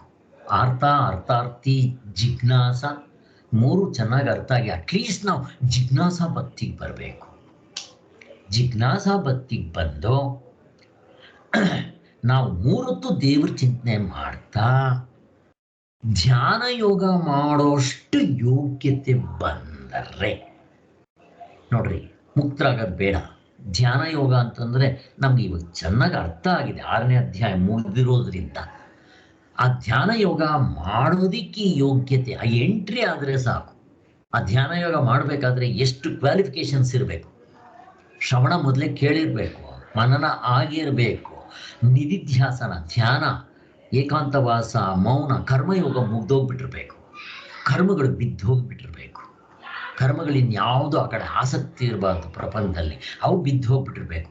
ಅಲ್ಲಿ ನನಗಿನ್ನೇನು ಬೇಡ, ದೇವರೇ ಬೇಕು ಅಂತ ಏಕಾಂತವಾಸ, ಮೌನ, ಈ ಥರ ಇರಬೇಕು. ಕಾಡುಗಳಲ್ಲೂ ಎಲ್ಲೋ ಒಂದು ಕಡೆ ಇಟ್ಕೊಂಡು ಮಾಡ್ತಾರೆ. ಅದು ಬಂದು ಅದನ್ನೇ ಮಾಡ್ತಾ ಇದ್ದಾಗ ಅಕಸ್ಮಾತ್ ಆಯಸ್ ಆಗೋಗ್ಬಿಟ್ರೆ ಅವ್ರನ್ನ ವೇಸ್ಟ್ ಆಗೋದಿಲ್ಲ. ಇವ್ರನ್ನ ಯೋಗ ಭ್ರಷ್ಟರು ಅಂತ ಇವ್ರನ್ನ ಕರೆಯೋದು. ಸುಮ್ಮನೆ ಏನೋ ಒಂದು ಸ್ವಲ್ಪ ಕೆತ್ತಕೊಂಡು ದೇವರು ಬೇಕು ಅಂತ ಆಮೇಲೆ ಇದ್ದಂಗೆ ಸತ್ತೋಗ್ಬಿಟ್ರೆ ಅವ್ರನ್ನ ಯೋಗ ಭ್ರಷ್ಟರು ಅಂತಾರೆ. ಅವ್ರಿಗೆ ಸರಿಯಾಗಿ ವೇದಾಂತ ಏನು ಗೊತ್ತಿರಲ್ಲ ಅಂಥವ್ರನ್ನಲ್ಲ. ಧ್ಯಾನ ಯೋಗ ಮಾಡೋದಕ್ಕೆ ಸಿದ್ಧತೆ ಆದವರು ಅಂದರೆ ಅವ್ರು ಎಷ್ಟು ಕರ್ಮಯೋಗ ಮಾಡಿರ್ಬೇಕು. ಕರ್ಮಯೋಗ ಮಾಡಬೇಕಾದ್ರೆ ಫಸ್ಟ್ ಆಫ್ ಆಲ್ ಜಿಜ್ಞಾಸಾ ಭಕ್ತಿ ಇರಬೇಕು. ನನಗೆ ದೇವರೇ ಬೇಕು ಅಂತಿರಬೇಕು. ಕೊನೆಗೆ ಅವರು ಸತ್ವಗುಣದಲ್ಲಿರಬೇಕು. ಕರ್ಮಯೋಗ ಮಾಡಬೇಕಾದ್ರೆ ಸತ್ವಗುಣದಲ್ಲಿರಬೇಕು. ಇನ್ನು ಜಿಜ್ಞಾಸಾ ಭಕ್ತಿ ಬರಬೇಕಾದ್ರೆ ಸತ್ವಗುಣ ಇಲ್ಲದೆ ಇದ್ದರೆ ಹೇಗಾಗುತ್ತೆ? ಇಲ್ಲಿ ನಾವು ಮೂರು ಜನ ಹೇಳಿದ್ದೀವಲ್ಲ, ಜಿಜ್ಞಾಸಾ ಭಕ್ತಿ, ಅರ್ಥಾರ್ಥಿ, ಆರ್ತಾಭಕ್ತಿ. ಈ ಜಿಜ್ಞಾಸಾ ಭಕ್ತಿ ನೀವು ಬರಬೇಕಾದ್ರೆ ಸತ್ವಗುಣಿಗಳಾಗಿದ್ದರೆ ಮಾತ್ರ ಸಾಧ್ಯ. ರಜಗುಣಿಗಳಿಗೆ ಸಾಧ್ಯ ಇಲ್ಲ. ಸತ್ವಗುಣಿಯವ್ರಿಗೆ ಮಾತ್ರನೇ ಜಿಜ್ಞಾಸಾ ಭಕ್ತಿ ಬರೋದು. ಇನ್ನು ಅರ್ಥಾರ್ಥಿ ಅವರು ರಜೋಗುಣಿಗಳಾಗಿರ್ತಾರೆ. ಇನ್ನು ಕಷ್ಟ ಬಂದಾಗ ಮಾತ್ರ ವೆಂಕಟರಮಣ ಅಂಥವರು ತಮೋಗುಣಿಗಳಾಗಿರ್ತಾರೆ ಅಂತ ನಾವು ಹೀಗೆ ತಿಳ್ಕೊಬೋದು. ಹೀಗೆ ಅವರವ್ರ ಗುಣಕ್ಕೆ ತಕ್ಕಂತೆ ಅವರು ಅಲ್ಲಲ್ಲಿ ಇರ್ತಾರೆ. ಬಟ್ ನಾವು ಎಲ್ಲಿದ್ದರೆ ಅಲ್ಲೇ ಇದ್ಬಿಡ್ತೀವಿ ಅಂತ ಯೋಚನೆ ಮಾಡಬೇಕಾಗಿಲ್ಲ. ನಾವು ಎಷ್ಟೆಷ್ಟು ಸಾಧನೆ ಮಾಡ್ತೀವೋ, ಎಷ್ಟೆಷ್ಟು ವ್ಯಾಪಾರ ಮಾಡಿದ್ರೆ ಅಷ್ಟಷ್ಟು ನಮ್ಗೆ ಹಣ ಜಾಸ್ತಿ ಆಗುವ ಹಾಗೆ, ಎಷ್ಟೆಷ್ಟು ಸಾಧನೆ ಮಾಡ್ತೀವೋ ಅಷ್ಟಷ್ಟು ಸ್ಟೆಪ್ಸ್ ಮೇಲಕ್ಕೆ ಹೋಗ್ತೀವಿ ಅಂತ ಹೇಳ್ತಾ ಇದ್ದಾರೆ. ಇದು ರಮಣ ಮಹರ್ಷಿಗಳು. ಇನ್ನು ಇದೆಲ್ಲನೂ ಜಿಜ್ಞಾಸಾ ಭಕ್ತಿ ಅವರ ಜೀವನ ಚರಿತ್ರೆಯಲ್ಲಿ ಇದ್ದದ್ದನ್ನು ಹೇಳಿದೆ. ಇನ್ನು ಬೇರೆಯವರು ಅವ್ರನ್ನ ನೋಡಿದ್ರೆ ಅವ್ರಿಗೆ ಜಿಜ್ಞಾಸಾ ಭಕ್ತಿ ಇದೆ ಅಂತಲೇ ಗೊತ್ತಾಗೋದಿಲ್ಲ. ವಾಲ್ಮೀಕಿ, ಅಂಗುಲಿಮಾಲ ಇವ್ರನ್ನ ಅನ್ಸುತ್ತಾ ಕೊಲೆಗಾರರು, ದರೋಡೆಕಾರರು, ಹಿಂಸೆ, ಕೊಲೆ, ಕಳ್ತನ, ಮೋಸ, ವಂಚನೆ, ಕಪಟ ಇರೋಂಥವ್ರು. ಇವರು ಕೂಡ ಮನಸ್ಸು ಮಾಡಿದ್ರೆ ಜಿಜ್ಞಾಸಾ ಭಕ್ತಿ ಆಗ್ಬೋದು. ನಮ್ಮ ಎದುರುಗಡೆ ಇವರಿಬ್ಬರದ್ದು ಎಕ್ಸಾಂಪಲ್ಸ್ ಇದೆ, ಬೇಕಾದಷ್ಟಿರುತ್ತೆ. ನಾನು ಸುಮ್ಮನೆ ನಿಮ್ಗೊಂದೆರಡು ಎಕ್ಸಾಂಪಲ್ ಕೊಡ್ತಾ ಇದ್ದೀನಿ. ಈಗ ಇವರು ಇದೇ ಹೇಳಿದ್ದು. ಇವಾಗ ಇವ್ರಿಗೆ ನೋಡಿದ್ರೆ ಏನೂ ಇಲ್ಲ, ಕೆಟ್ಟವರು, ತುಂಬ ಕೆಟ್ಟವರು. ಭಗವದ್ಗೀತೆಯಲ್ಲಿ ಹೇಳುತ್ತೆ ಏನಂತ, ನೀನು ಎಷ್ಟೇ ಕೆಟ್ಟದ್ದು ಮಾಡಿರಿ ಇಲ್ಲಿವರೆಗೂ, ನೀನು ಇವಾಗ ಬಂದಿದ್ದೆ ಭಗವಂತ ನೀನು ಬೇಕು ಅಂತ ನಂಬ್ಕೊಂಡು ಇವಾಗ ಹಿಂದೆ ಮಾಡೋ ಕೆಟ್ಟದ್ದನ್ನೆಲ್ಲ ಬಿಟ್ಟು ಮುಂದೆ ಮಾಡೋದನ್ನು ನೀನು ದೇವ್ರ ಚಿಂತನೆ ಮಾಡ್ಕೊಂಡು ಹೋದರೆ ನೀನು ಉದ್ಧಾರ ಮಾಡಿಬಿಡ್ತೀನಿ ನಾನು ಅಂತ ಭಗವಂತ ಹೇಳ್ತಾನೆ. ಇಂಥವ್ರು ಭಗವಂತ ಯಾರನ್ನೂ ಬಿಡೋದಿಲ್ಲ. ಸೊ ವಾಲ್ಮೀಕಿ ನೋಡ್ರಿ, ಹಿಂದಿನ ಜನ್ಮ ಸಂಸ್ಕಾರ ಅಲ್ಲಿವರೆಗೂ ಬಂದಿತ್ತದು. ಎಲ್ಲಿವರೆಗೂ ಅವನ ದರೋಡೆ, ಕೊಲೆ ಇದೆಲ್ಲ ಎಕ್ಸ್ಪ್ರೆಸ್ ಟ್ರೈನ್ ಆಗಿತ್ತು. ಅದಕ್ಕೋಸ್ಕರ ಅದನ್ನು ಮೀಡೋದಕ್ಕೆ ಯಾವುದು ಬರಲಿಲ್ಲ. ಅದು ಫಲ ಮುಗಿದಿದ ತಕ್ಷಣ ಅವನು ಹಿಂದಿನ ಜನ್ಮದಲ್ಲಿ ಕೆಟ್ಟದ್ದು ಮಾಡಿದ್ದ, ಒಳ್ಳೇದು ಮಾಡಿದ್ದ, ಒಳ್ಳೇದು ಫಲ ಕೊಡೋಕ್ಕೆ ಶುರುವಾಯಿತು. ಅದು ಇವಾಗ ಎಕ್ಸ್ಪ್ರೆಸ್ ಟ್ರೈನ್ ಆಗೋಯ್ತು. ಯಾವುದೋ ಅವನಿಗೆ ಮೋಕ್ಷದ ಕಡೆ ಜಿಜ್ಞಾಸಾ ಭಕ್ತಿ ಬರೋದು ಹಿಂದಿನ ಜನ್ಮದಲ್ಲಿ ಮಾಡಿದ್ದ, ಅದು ಇವಾಗ ಎಕ್ಸ್ಪ್ರೆಸ್ ಆಗೋಯ್ತು. ಯಾವಾಗ ಅದು ಎಕ್ಸ್ಪ್ರೆಸ್ ಆಗೋಯ್ತು, ಇವನ ಪಾಪ ಇಂಥವು ಆ ಹಿಂದಿನ ಜನ್ಮದ ಏನೇನಿತ್ತು ಅವು ಶೆಟ್ಲ್ ಆಗೋಯ್ತು, ಪಕ್ಕಕ್ಕೆ ಹೊರಟೋಗ್ತದೆ. ಹೀಗೆ express train and shuttle train ಚೆನ್ನಾಗಿ ಜ್ಞಾಪಕ ಮಾಡ್ಕೊಳ್ರಿ. ಅಂಗುಲಿಮಾಲ ಹೀಗೆ ಆಗುತ್ತೆ. ಹಾಗೆ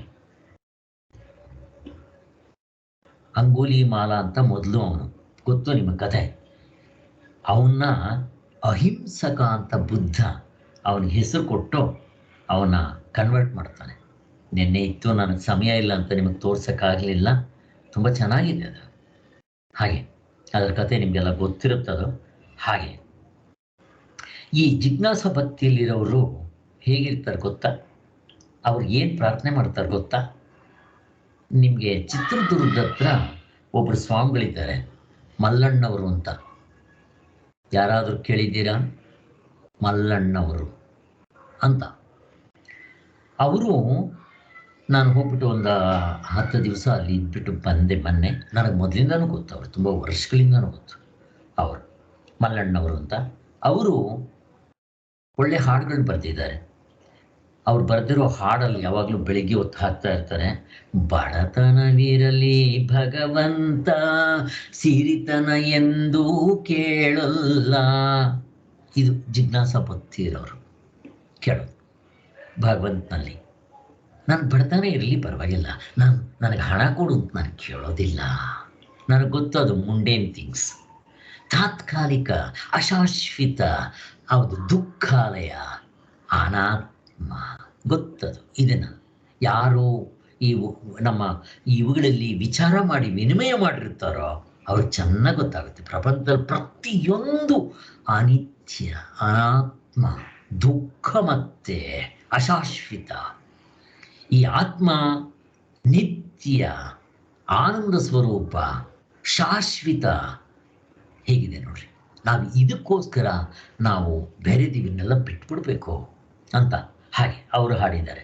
ಇನ್ನು ನಮಗೆ ಪುರಾಣಗಳಲ್ಲಿ ಸಿಗೋದು, ಇನ್ನು ಕುಂತಿ ಕೃಷ್ಣನ ಹತ್ರ ಏನು ಕೇಳ್ತಾಳೆ ಗೊತ್ತಲ್ವಾ ನಮಗೆ? ಏನು ಕೇಳ್ತಾಳೆ ಕುಂತಿ ಕೃಷ್ಣನ ಹತ್ರ? ಕಷ್ಟನೇ ಕೊಡಪ್ಪ, ಯಾವಾಗ್ಲೂ ಕಷ್ಟನೇ ಕೊಡು, ಆವಾಗ ನಾನ್ ನಿನ್ನನ್ನು ಯಾವಾಗ್ಲೂ ನೆನೀತಾ ಇರ್ತೀನಿ ಅಂತ ಕೇಳ್ತಾಳೆ. ಅವಳೊಬ್ಳೆ ಕಷ್ಟ ಕೊಡು ಅಂತ ಕೇಳೋದು. ಯಾಕೆ ಗೊತ್ತಾ? ಅಲ್ಲಿ ಜಿಜ್ಞಾಸಾ ಭಕ್ತಿಯಲ್ಲಿ 3 ಹೊತ್ತು ದೇವ್ರನ್ನ ನೆನೀತಾ ಇರಬೇಕು. ಅವಳು ಕೇಳಿದ್ದು ಕಷ್ಟ ಕೊಟ್ಟರೆ, ನಾನು ಕಷ್ಟ ಇದ್ದಾಗ ನಾವು ದೇವ್ರನ್ನ ನೆಂದೇ ನೆನ್ತೀವಿ, ಅವಾಗ ನಾನು ಬಿಡಕ್ಕೆ ಚಾನ್ಸಸ್ಸೇ ಇಲ್ಲ. ಭಕ್ತರು ಕೇಳೋದು ನೋಡ್ರಿ, ನಿಜವಾದ ಜಿಜ್ಞಾಸಾ ಭಕ್ತಿಗಳು ಕೇಳೋದು ಇಂಥವು. ನಮಗೆ ಕೇಳಿದ ತಕ್ಷಣ ಆಶ್ಚರ್ಯ ಆಗುತ್ತೆ. ಹಾಗೆ ಮತ್ತೆ ಭಕ್ತ ಪ್ರಹ್ಲಾದನ್ನ ನರಸಿಂಹಸ್ವಾಮಿ ಅವ್ರ ತಂದೆನ ಸನ್ಮಾನ ಮಾಡಿದ್ಮೇಲೆ ನೀನು ಏನು ಬೇಕೋ ಕೇಳ್ಕೊ ಅಂತ ಕೇಳ್ತಾನೆ ಭಕ್ತ ಪ್ರಹ್ಲಾದನ, ಚಿಕ್ಕ ಹುಡುಗ. ಆವಾಗ ಅವನೇನು ಕೇಳ್ತಾನೆ ಗೊತ್ತಾ? ಪ್ರಪಂಚದಲ್ಲಿ ಪ್ರತಿಯೊಬ್ಬರು ಪ್ರಪಂಚಕ್ಕೋಸ್ಕರ ಪ್ರಾಣ ಬಿಡೋದು ಹೇಗಿರುತ್ತೋ ಹಾಗೆ ನಾನು 3 ಹೊತ್ತು ನಿನಗೋಸ್ಕರ ಪ್ರಾಣ ಬಿಡೋದು ನನಗೆ ಆಗ್ತಾ ಇರಬೇಕು. ಹೇಗಿದೆ ನೋಡ್ರಿ, ಭಕ್ತರು ಕೇಳೋದು ಇಂಥದ್ದು, ನಾವು ಇಂಥದ್ದು ಕೇಳ್ಕೋಬೇಕು. ಆದ್ದರಿಂದ ಈ ಜಿಜ್ಞಾಸಾ ಭಕ್ತಿ ಈ 4 ನಮಗೆ ಇವಾಗ ಚೆನ್ನಾಗಿ 3 ಚೆನ್ನಾಗಿ ಅರ್ಥ ಆಗಿದೆ. ನಾಳೆ ನಾನು ಅದನ್ನು ಎಕ್ಸ್ಪ್ಲೇನ್ ಮಾಡ್ತೀನಿ. ಇಲ್ಲಿ ಇಂಥರ ವಿರಕ್ತರನ್ನ ಜಿಜ್ಞಾಸಾ ಭಕ್ತರು ಅಂತ ಕರೀತಾರೆ. ಅವನಿಗೆ ಜಿಜ್ಞಾಸಾ ಭಕ್ತಿ ಇರುವವನಿಗೆ ಬೇಕು ಬೇಡಗಳ ಗೋಜು ಇರೋದಿಲ್ಲ. ನನಗದು ಬೇಕು, ಇದು ಬೇಕು, ಕಷ್ಟ ಬಂದಾಗ ಅವನು ನೆನೆಯಕ್ಕೆ ಹೋಗಲ್ಲ ದೇವ್ರನ್ನ. ಅಲ್ಲ, ಅವನು 3 ಹೊತ್ತು ದೇವ್ರನ್ನ ನೆನೀತಾ ಇರ್ತಾನೆ, ಕಷ್ಟಕ್ಕೋಸ್ಕರ ನೆನೆಯಲ್ಲ. ಹೇಗೆ? ಯಾಕೆ? ಏನಾಗುತ್ತೆ ಅವಾಗ? ಈ ಸುಣ್ಣಕ್ಕೋ ವಿಳೆದೆಲೆ ಅಡಿಕೆಗೋ ಬೀಡಿ ಬೆಂಕಿ ಗಡ್ಡಿ ಕೇಳ್ದಂಗೆ ಆಗ್ಬಿಡುತ್ತೆ. ಅವನು ಕೇಳೋದಿಲ್ಲ. ಅವನಿಗೆ ಕಷ್ಟ ಬಂದರೆ ಅಯ್ಯೋ ಬರಲಿ ಬಿಡು, ಪರಮಾತ್ಮ ಇದನ್ನು ನೋಡ್ಕೊತಾನೆ, ಅದು ನನ್ನ ಶರೀರಕ್ಕೆ ಬರೋದು ನಾನ್ಯಾಕೆ ಕೇಳ್ಕೊಬೇಕು ದೇವ್ರ ಹತ್ರ? ಆಗಮಪಾಯಿಗಳು ಬಂದು ಹೋಗುವಂಥದ್ದು ಏನು ಪರ್ಮನೆಂಟ್ ಆಗಿರುತ್ತೇನೋ? ಬರುತ್ತೆ ಹೋಗುತ್ತೆ. ಮಳೆಗಾಲ ಬಂತು ಹೋಯಿತು, ಬೇಸಿಗೆ ಕಾಲ ಬಂತು ಹೋಯಿತು. ಇವಾಗ ಮಳೆಗಾಲ ಬರ್ತಾ ಇದೆ, ಮಳೆಗಾಲನೂ ಬರುತ್ತೆ ಇರುತ್ತೆ, ಆಮೇಲೆ ಮಳೆ ಜಾಸ್ತಿ ಅಂತ ಅನ್ಬೋದು, ಅದು ಹೋಗುತ್ತೆ, ಆಮೇಲೆ ಚಳಿಗಾಲ ಬರುತ್ತೆ. ಹೀಗೆ ಬಂದು ಹೋಗ್ತಾ ಇದೆ ಆಗಮಪಾಯಿಗಳು. ತಡ್ಕೋ ವಿವೇಕದಿಂದ. ಹೀಗೆ ನಾವು ಅಂಥವಕ್ಕೆಲ್ಲ ಕೇಳಕ್ಕೆ ಹೋಗ್ಬಾರ್ದು ಭಗವಂತನ ಹತ್ರ. ನಾವು ಕೇಳಿದ್ರೆ ಭಗವಂತ ತಥಾಸ್ತು ಅಂತಾನೆ ಅಷ್ಟೇ.